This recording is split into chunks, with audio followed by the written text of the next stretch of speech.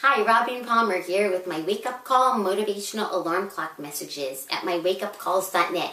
We've been recording my goodnight messages with Silva Dvorak and me. Wow, they work so well. I was falling asleep while I'm recording with her.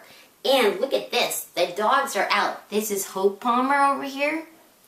And right under here is Angel Dvorak. And they slept like babies. These messages are awesome. And you know what we were just recording? How to fall back asleep when you wake up in the middle of the night. And wow, they really work because we were all like, the dogs were snoring and I was going. So you're going to love these messages. They really work. They'll be such a blessing. If you have any problems getting to sleep at night or falling back asleep if you wake up or you're feeling stressed and how to let go of thoughts while you're getting ready for bed, or you're trying to fall asleep, you're going to love these messages. They are awesome, so helpful. Tell your friends too. Thanks a lot. We look forward to talking with you.